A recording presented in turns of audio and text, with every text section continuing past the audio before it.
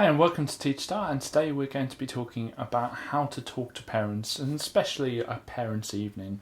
So the parents have come in, they've sat down at your desk, and you've suddenly got to talk to them, which might sound like a weird thing when you're starting out in teaching, to sit and talk to a parent about their beloved and how they've been getting on with your subject. And I think it's always good to observe someone else's parents' evening in your training year and make sure that you can kind of see what the process is.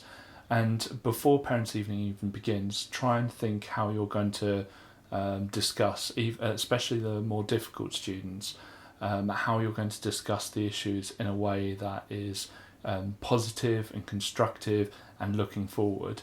The biggest thing to avoid with difficult students, students who have been misbehaving or not doing the work, is to go in all guns blazing, because just like you get this with students, and we've talked before in these videos, where you get into this kind of impossible fight to win. Parents are, I've known parents be 10 million times harder than students. Parents naturally want to defend their children, so it can be very, very difficult having those kind of conversations. So it's really, really important to figure out what it is that you need to say. Don't avoid it, and don't say, "Oh, I'm just going to say nice things." That's just pointless. And kind of, you don't have a leg to stand on if the very next day you give the student another detention. Well, hang on, you told me he's doing fine or she's doing fine. So don't avoid the issue, but make sure you're succinct. Make sure it's short. It's to the point. It's dispassionate. Oh, he's really awful. No, ignore all that. Say, this is what he does, and then what are you going to do about it? What can he do or she do about it? What's the next step after that? And try and sound positive. Like, I know we can get to the end of this. I know we can get beyond this, and I'm really, really looking forward to working with your son or your daughter in tackling this issue. I think that what would help me at this stage is if he or she does this, and perhaps I'll give you a call tomorrow to see whether this has improved, or something like that. Always sound positive. There's something in teaching called sandwiching, where you say something positive, then the negative, then something positive again. And it just makes you come across as a lot more kind of positive person, that you're not just out to get them. Because a lot of students, in my experience, have gone home and, oh, that teacher's out to get me, oh, they don't like me. Or when they sit down with you at parents' evening and you're saying, oh, they're not very good, oh, I hate them, or whatever, then that kind of fits that narrative of what the child is spinning with their parents about how it's your problem and you're not a cooperative person or whatever. Things I don't like people saying, and I've heard it unfortunately a few times, and about me and about others, is that it's a personality conflict, and that there's a conflict of personalities, and it's a very, very difficult one to argue when parents say, well, perhaps it's just a conflict of personalities between you as the teacher and my beloved. And I think with that I'd say, okay, well, I don't mind changing. If there's something I'm doing that's not helping, then let me know, and I'll change that. I have no issue with that.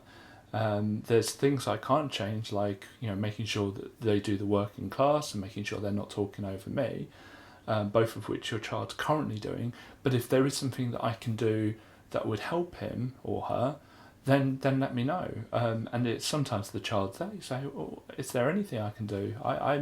I see this as a two-way process, that you've got to do your bit, but I've got to do my bit, and I've got to make sure that I'm supporting you in the best possible way. And if there's things I'm not doing, then you need to let me know. And suddenly it twists it completely, and it's not about how outrageous you are, or how there is a personality conflict. You come across very reasonable, and parents like that. And parents like talking to teachers who are reasonable.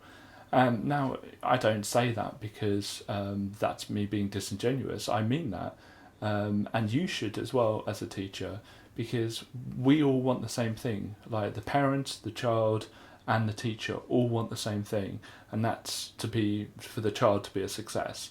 Otherwise, the parents wouldn't have bothered showing up to parents' evening.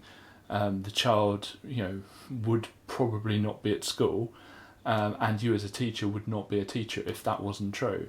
And reminding people of that at parents' evening, especially if you've got the child there, and you say, well, what is it you want? You want to do well in my subject. So let's start there, that you want to do well, because then we can move on from there. I think parents' evenings can be difficult sometimes, but just again, like when we've done the video on teaching without showing emotions, without losing control, it's really important with parents' evenings to have the same philosophy, that everything's dispassionate. You're not going to get emotional or angry or come across any way other than someone who just wants to help and someone who wants the best for their child. Because it's almost like an interview that at parents' evening sometimes.